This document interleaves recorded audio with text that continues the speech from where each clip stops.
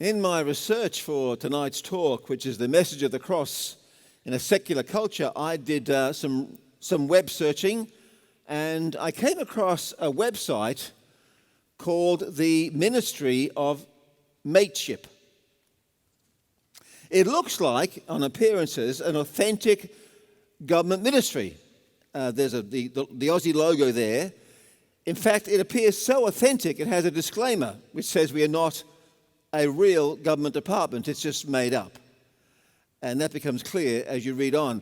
There are various headings there, and one is cultural values. What makes Aussies Aussies?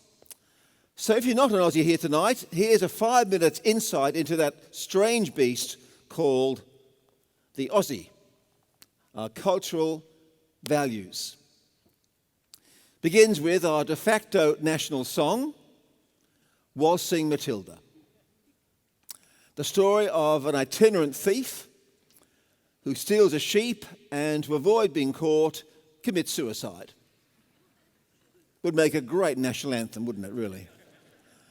Then our Aussie hero, Ned Kelly, again a thief, a bushranger who walked around with a saucepan on his head. Our national sporting hero was Ricky Ponting, whose claim to fame was he managed to fail and be defeated in 3 successive test matches for the Ashes. Spectacular failure. Not dissimilar to the great Don Bradman. As you all know, he scored a duck in his last innings, so failed spectacularly to have a test average of 100. He got 99.94, almost succeeding while spectacularly failing. In fact, our national broadcaster, the ABC, is so sympathetic, its GPO box number is 9994. Our most important day is Anzac Day, another spectacular defeat in Turkey, due in part or a large manner to the British, their idiocy and bad management and pride, which is why we prefer pommy migrants to anybody else, because they make us look less stupid. All our national icons are owned by foreign companies. Our greatest piece of architecture, the Opera House, was designed by a Dane. Our most coveted sports trophy is a pile of ashes. And we are, of course, fiercely anti-authoritarian. You see that in the Eureka Stockade, where the gold miners rose up against the tax collectors, and of course, they lost. Do you see a theme running through this? We are, in short, a nation of losers. All our heroes failed, and some spectacularly.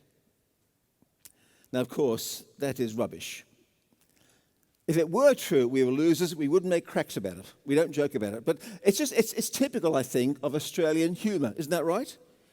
If we like you, we insult you. If we admire you, we cut you down a peg or two. If we respect you, we make you feel like a loser. If you were a loser, we'd never crack jokes like this, but because you're not, we do it. Because, in fact, as a nation, I think we are full, really, of our own self-importance. We are pretty confident and self-assured. I come from Melbourne. I love Melbourne, but it is the most arrogant and insecure city in the country.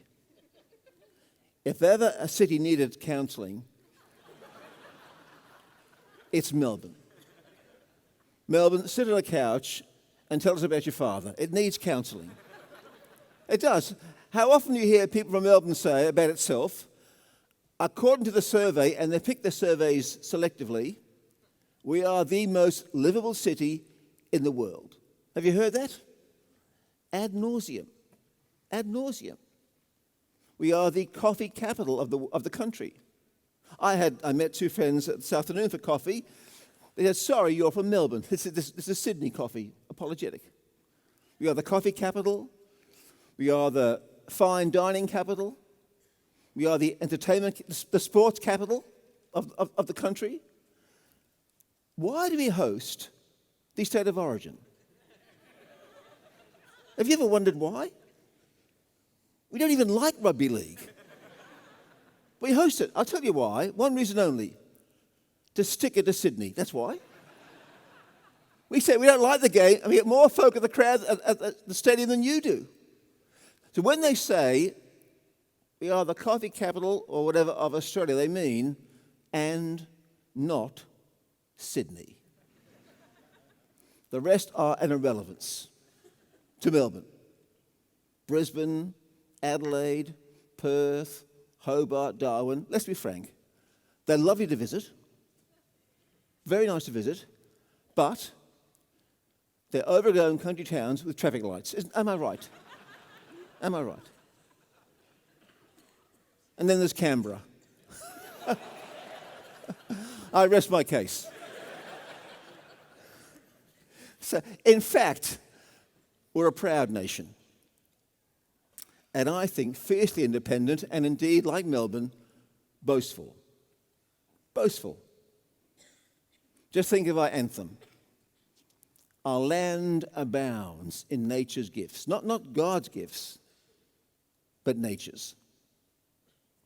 Let history's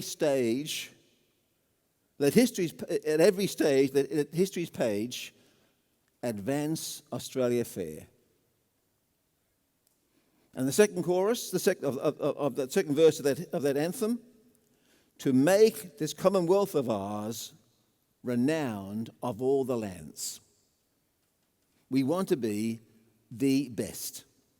We are proud, confident, anti-authoritarian, independent. And to a nation like this, we preach a gospel of weakness, folly, defeat, and death. And tell this nation it cannot save itself. I've been asked to speak tonight on the message of the cross in a secular culture from this well-known part of the Bible. I'm assuming you know this part of the Bible pretty well. If you're a preacher, you've preached on it.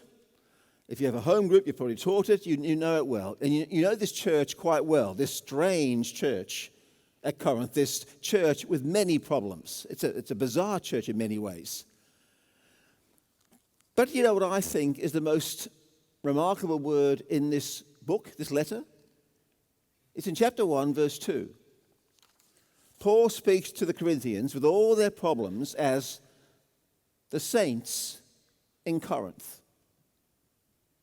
To the saints, to the holy ones, to those set apart by God to be holy. So for all their faults, he calls them saints. Now, I teach preaching. I never hear preachers do that. I never hear them call their church saints. They say things like, so if you're a Christian, what do you mean, if you're a Christian? It's the church, isn't it? Now, sure, there are wheat and tares, but don't you know? You're their shepherd and you don't know what they are? Whether they're sheep or goats, wombats or wallabies, you don't know? Paul calls them, for all their faults, the saints. And the faults they had almost beg a belief, don't they? I mean, in one church, all these problems. It's like you've been to the doctor for a test. You're about to get the results. And the doctor says, well, look, there's some bad news and some good news. The bad news is you have cataracts in both eyes and you're going blind. You need a triple bypass. You've had a stroke. And on your recent trip to Africa, you picked up malaria, yellow fever, and Ebola. But the good news is your hearing is terrific. That's Corinth, isn't it? That's Corinth. There's faction fighting, outrageous immorality, idolatry. At the Lord's Supper, the haves stuff themselves to the point of drunkenness and gluttony, and the poor being left hungry. So Paul says, that's why many of you are weak and ill, and some have died. When was the last time you had an outbreak of deaths in your church because of sin? Probably a while, I hope. Some have died. You major on minors, relatively, like speaking in tongues, and some deny the resurrection. And to top it all, you've made Paul's life, your father in the faith, a nightmare. You caused him enormous pain. This is a seriously dysfunctional spiritual family. But the first problem Paul deals with is the faction fighting in the church. You know this, these groups gather around their apostle or their preacher and boasting in him. I'm a Peter man. I'm a Paul man. I'm a Jesus man. I'm an Apollos man. I saw the other day in the magazine Christianity Today the list of the 12 most effective preachers in America. You can guess them. You know, John Piper, Tim Keller, Andy Stanley. Why do we do that? Why do we play that game? The 12 most effective preachers. Because the world has the 12 top celebrities or chefs. Why play that game? I'm a Piper man. I'm a Keller man myself. Boasting in their preachers. Paul had planted the church in Corinth and moved on. And along came this man called Apollos, who was, frankly, impressive. A great preacher, speaker, I think a great miracle worker. There was a finesse, a charisma, a power to his preaching that people loved. And when they look back on Paul's time with them, they look back with some embarrassment. Paul was, compared to Apollos, frankly, somewhat ordinary. Apollos had it all. Because in Corinth and much of the ancient world, people prized rhetoric, the art of public speaking. It was really the ancient equivalent to sport. We love our sport. From childhood, we send our kids to learn sport, to learn to swim, play soccer, netball, rugby. In our schools, particularly our private schools, winning sports games is very important. Our national heroes are sports stars. We build for them monuments. They become often our Australians of the Year. In the ancient world, the equivalent was oratory, public speaking. Advanced education for only the elite was almost entirely training in public speaking. Can you believe it? In our schools, we do no training in speaking. We have particular schools. We have a school for the performing arts or one for sport. But for them, advanced education was training in how to give a speech, how to sway an audience, how to be skilled in the use of your voice, how to make a speech persuasive. So the polished speaker could read the audience, manipulate it, and win its favor. That's what it's all about. Winning favor, honor, and making money. It's a money-making exercise. And truth or faithfulness or character was irrelevant. It was a game. It was entertainment. And people loved their speakers. They had an insatiable desire for oratory, like we do for sport. We flip from the World Cup to the State of Origin and then be the Tour de France. We can't get enough of it. They couldn't get enough of public speaking. They'd speak for 3 to 4 hours, held people spellbound. And the best speakers were treated like gods. Like we do at our sports games. We have our bow down to our sports heroes. The ancient world was obsessed with oratory, its style and its form, and the glory went to the speaker. And that's what deeply disturbs Paul. Paul doesn't care that people are downloading more of Apollos' sermons than his from the website. That Apollos has 3,000 Facebook friends and Paul's just discovered, like I have, email. He doesn't care about that. What concerns Paul is that in their assessment of these leaders, it's not the truth of their message or the character of their life that counts, but how entertaining and enthralling their speeches were, which result in the glory and honor going to the speaker. And at that point, the secular world has captured your mind. For God's gospel, both in form and content, isn't about making the speaker look impressive and winning for him honor and fame and reward. The message of the cross, the gospel, in content and form, isn't about human power and wisdom. That's the background to our section here from chapter 1 of 1 Corinthians. We see two things here in this short passage. First of all, the wisdom of the world, then the wisdom of the cross. Verses 18 to 21, the wisdom of the world. For the message of the cross is foolishness to those who are perishing, but to us who are being saved is the power of God. For Paul, there are two kinds of people in the world. We live in a multi-faith, multinational, multilingual, some would say multi-gender, but they're wrong, there's only two, world. But for Paul's world, there was Jew or Gentile, slave or free, male, female, but the main division is spiritual. There are those who are perishing, those cut off from God, those walking blithely unaware of it, down the broad road that leads to destruction. That's the one group. The second are us who are being saved, who walk down the narrow road through the small gate which leads to life. And for the first group, the word of the cross is foolish. That life is gained through death. That defeat spelled victory. That a shameful execution led to glory and honor.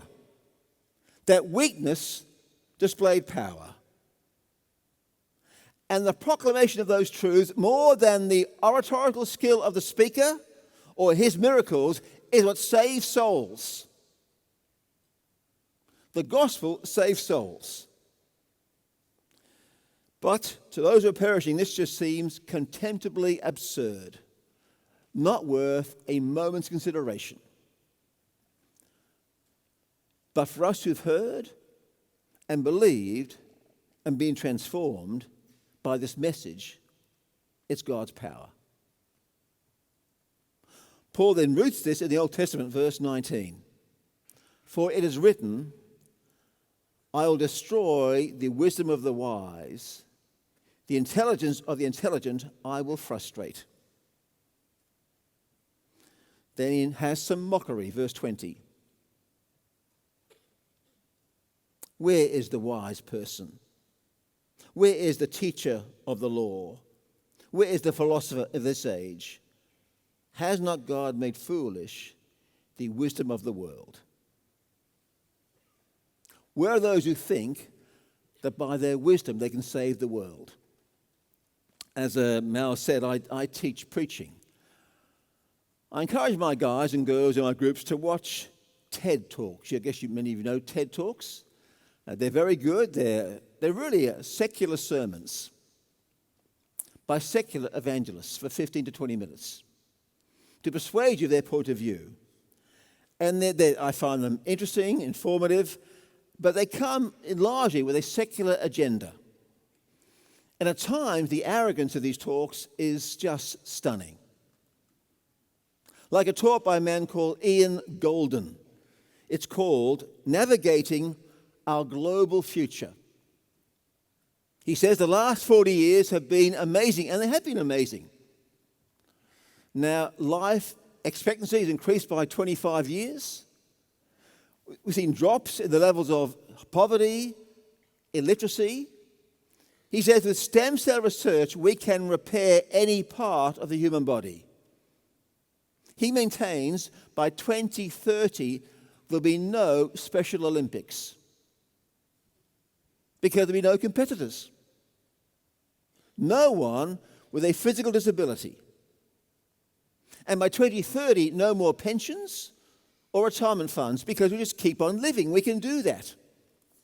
He says, amazing things can happen when societies and individuals come together to think about their future. We can create miracles collectively in our lifetime. This should ensure this is our most glorious century. We can do it. Another man, Jameis Cascio, has a talk, Tools for a Better World. He says, the truth is we can build a better world and we can do so right now. We have the tools, the knowledge. Our understanding of the planet improves every day. We have the motive. We have a world that needs fixing, and nobody is going to do it except us. We can change the world. We can do it. We can. Well, says Paul, it brought God great pleasure to show that through its wisdom, the world couldn't fix its greatest problem, the human being, and his or her alienation from God. As Jesus said, I thank you, Father, Lord of heaven and earth, that you've hidden these things from the wise and learned and revealed them to babes. But verse 21, through the preaching of the cross, he saved those who believe. He changed and transformed human hearts. That's Paul's decimation of the wisdom of the world. Then we have 22 to 25, the wisdom of the cross.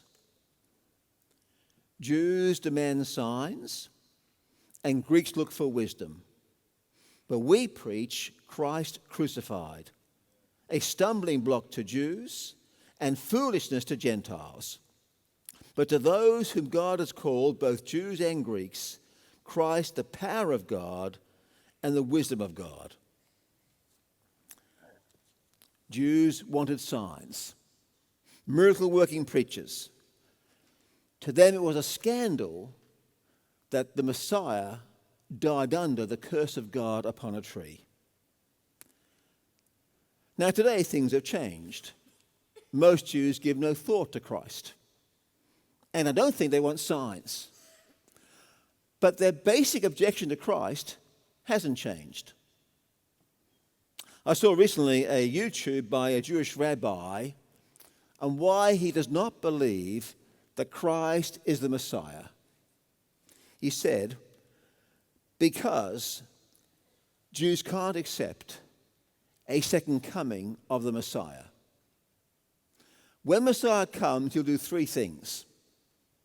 Bring back all the scattered Jews to Israel, rebuild the temple, and bring in world peace. But Christ was crucified before he could do that.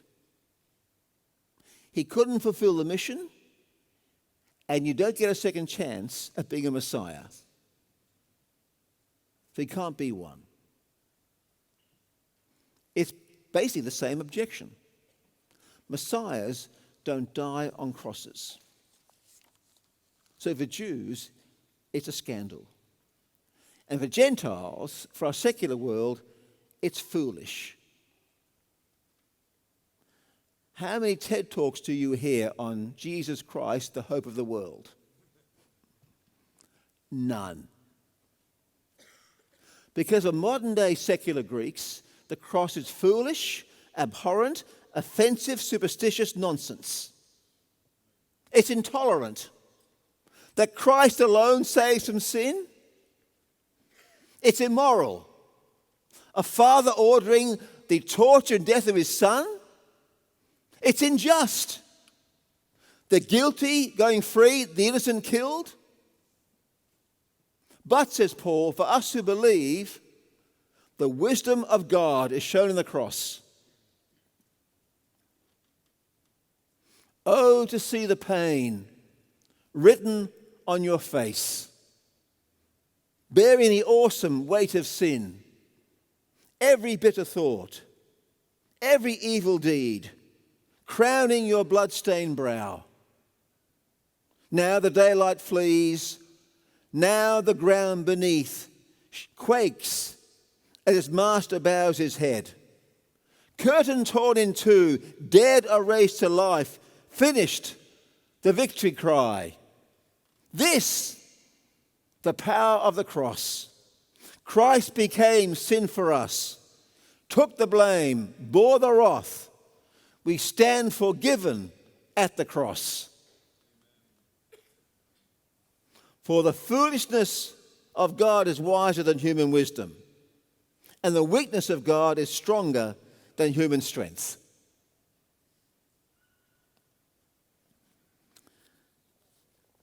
The message of the cross in a Greco-Roman world. I want to say four things about the message of the cross in a modern secular world. The first is this.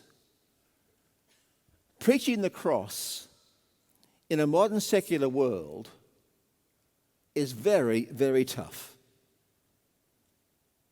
I think, I'm talking here about Australia and the UK and Europe, preaching to traditional white Anglo-Saxon Aussies is as tough as it gets.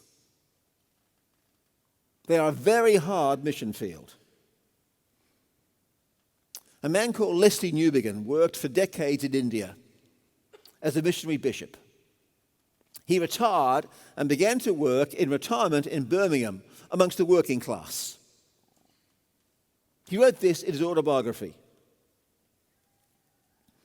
It is much harder than anything I met in India. These next words I've written in bold print. There is a cold contempt for the gospel which is harder to face than opposition. That's Australia. A cold contempt for the gospel. As I visit the Asian homes in the district, most of them Sikhs or Hindus, I find a welcome which is often denied on the doorsteps of the natives, the English. I've been forced to recognize that the most difficult missionary frontier in the contemporary world is the one of which the churches have been, by and large, so little conscious. England is, Australia is, a pagan society. And the development of a truly missionary encounter with this very tough form of paganism is the greatest intellectual and practical task facing the church. What's true of England is true of Australia. A cold contempt. I was at a conference last week in Jerusalem. A woman spoke there called Andrea Williams. She's a lawyer, works on behalf of Christians who face persecution. That week she received a phone call from a man in the UK, a school teacher, 27 years old, in an all-girls school. At the end of the class, he said, "Well, thank you, girls. See you tomorrow." In the class was a transgender girl, transgendering to being a boy. She complained, he said, girls collectively. And he was sacked. That's our pagan world. A contempt for the gospel and Christian values. I maintain that Asian immigration is saving the Australian church.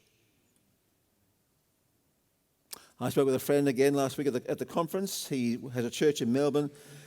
They saw last year 20 people come to faith, mostly Asian uni students.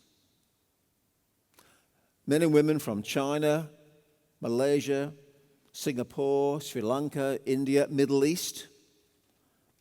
I think most of our large churches in our cities, I think the country areas are different, but in our cities, are increasingly Asian. My guess would be 4 out of 5 converts are from Asia. They're saving our church. Because white Aussies are hostile and contemptuous of the gospel.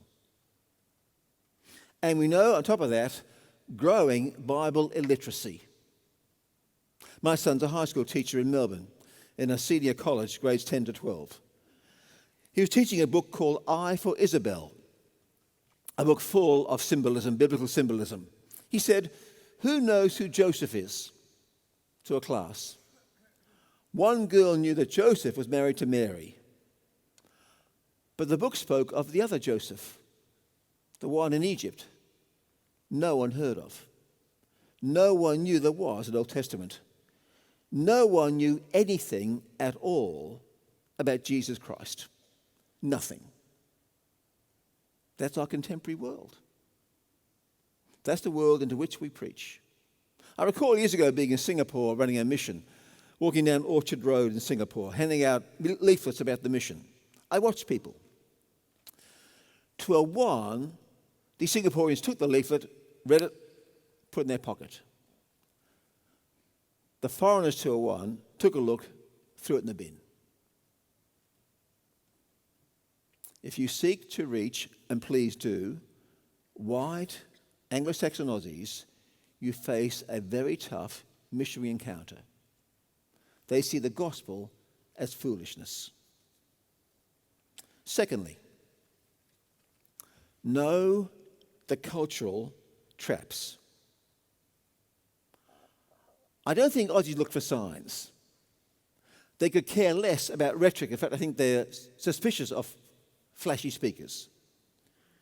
But we have our cultural icons which seep into our church and shape our ministries.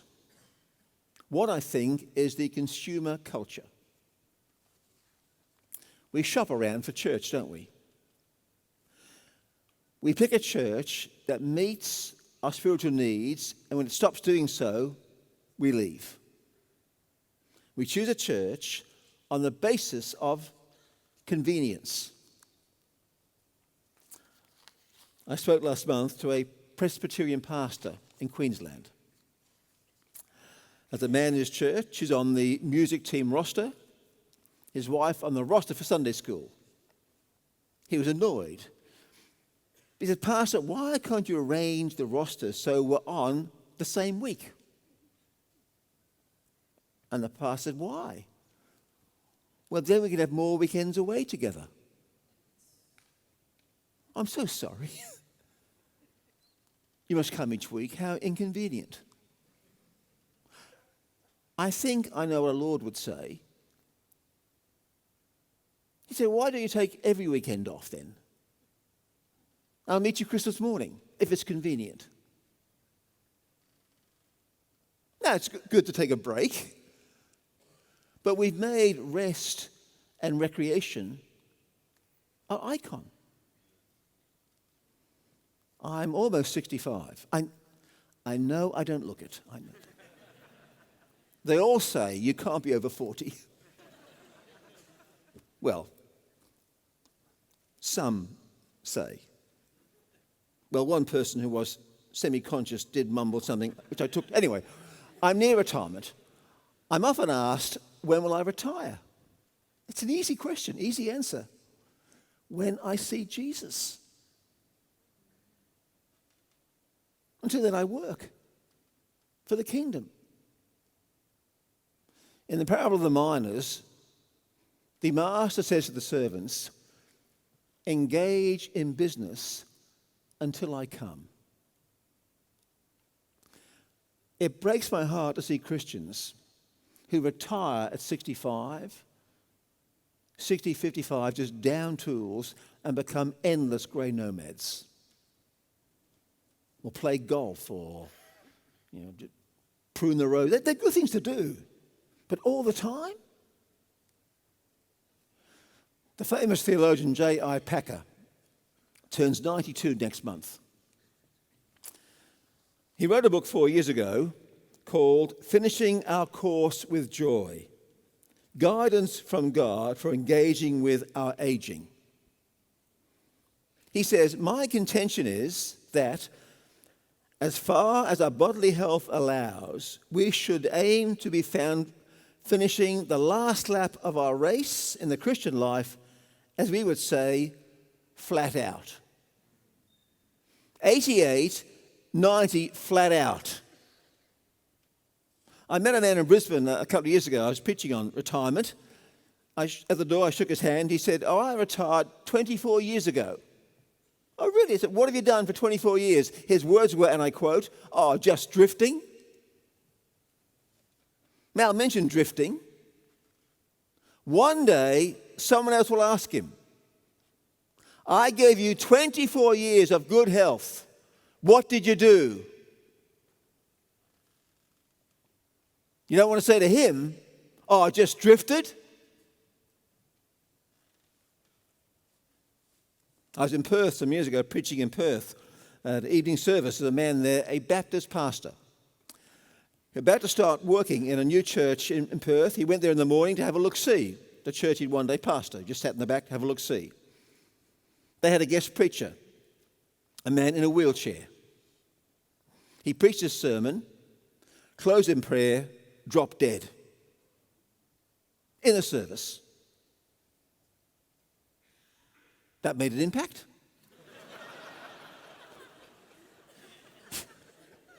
You won't forget that sermon for a while.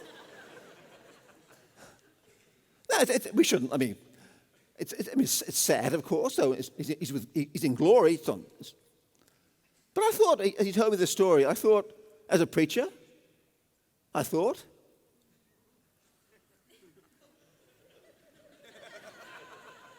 what a way to go, right? In the saddle, guns blazing for Jesus, what a way to go.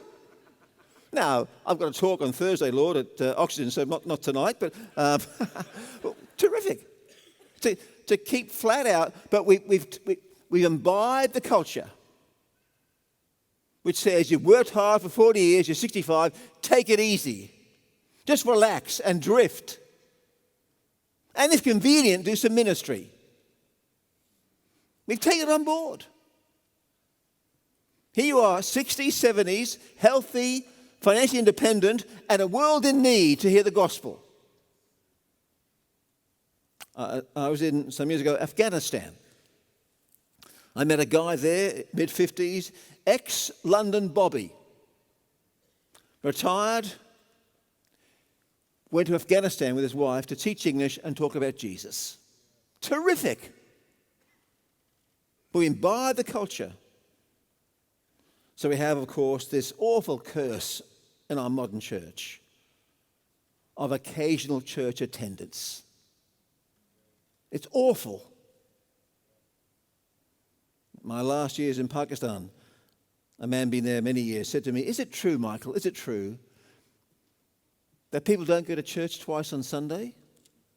I thought, twice on Sunday? What cave have you lived in for the last 20 years? I mean, twice a month if we're lucky. Am I right, pastors? Of course I am. And they're the keen ones twice a month. But we deserve our weekends away. We deserve a break.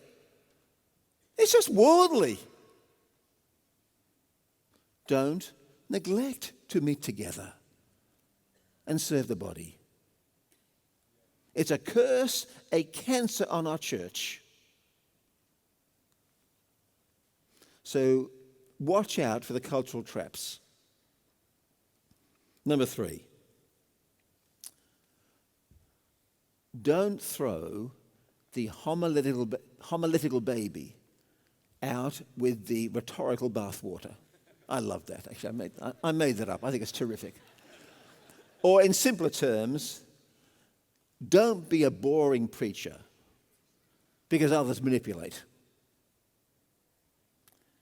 Paul's rejection of rhetoric now this part's for the preachers, is not a rejection of well-prepared sermons.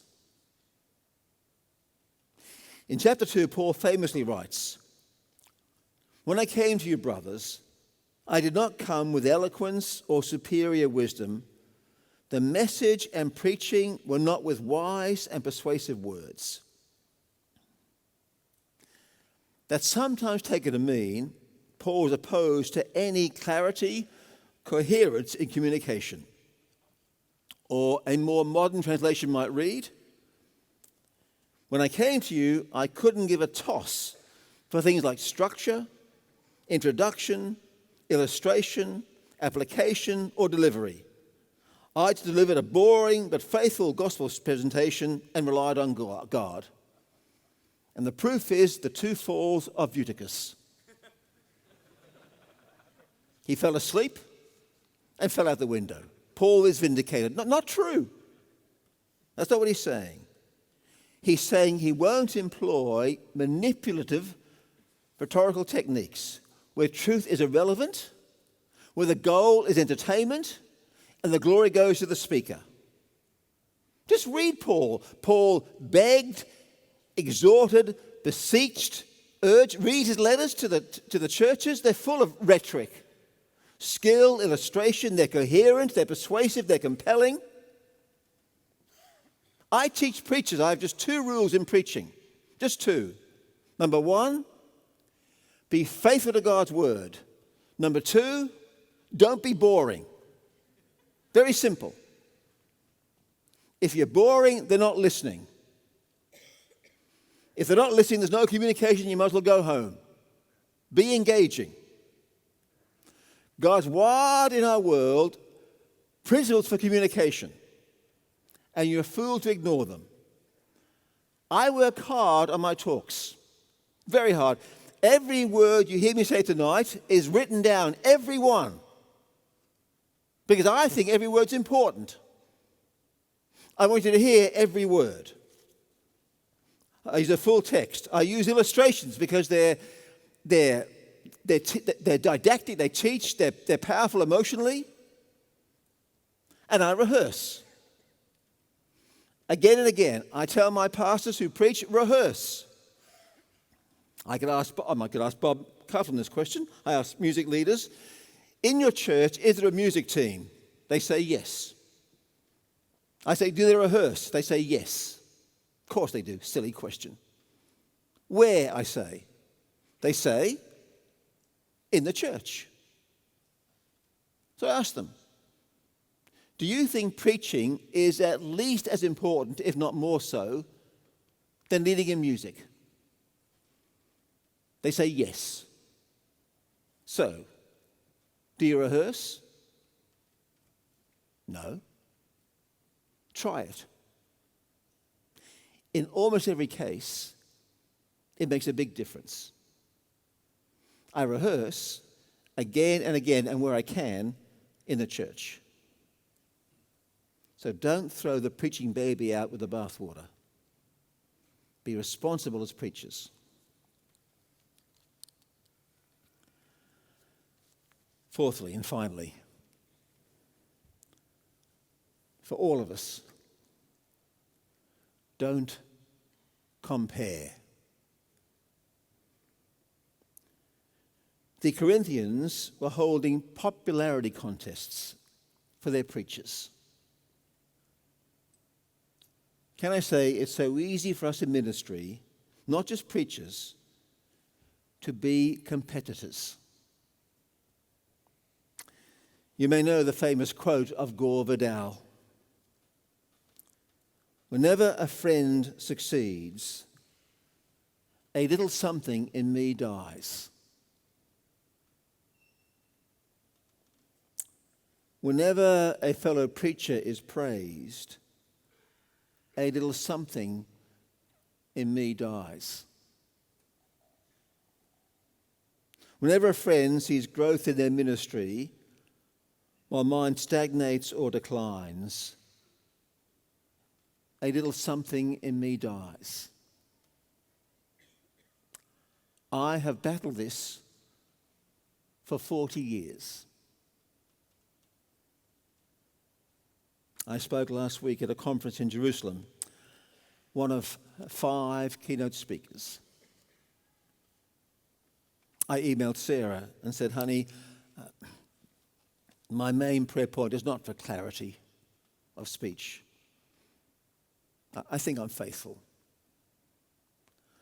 But pray I won't hanker to hear, oh, you were the best. That little voice in my ear all the time, don't stuff it up. Mike, your reputation is at stake. Don't you want to be the best? I battle this, as I think most of us have, for 40 years. The insidious desire to compete and be better. So I pray. I want to close this session with a prayer I pray for myself. And maybe it might be your prayer too in this regard. Let's pray.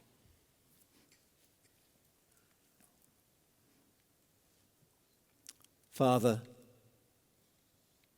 I praise you for the ministry you have given me. Help me stop comparing myself with others, feeling either jealous or superior. Help me not to find my self-worth in my preaching and people's response to my ministry. Help me to honor and love others in ministry and not compete with them. Take from me the desire to be noticed and praised by others, and help me to pursue holiness, desire your love, affirmation, approval, and acceptance, and to live for your glory and honor. Amen.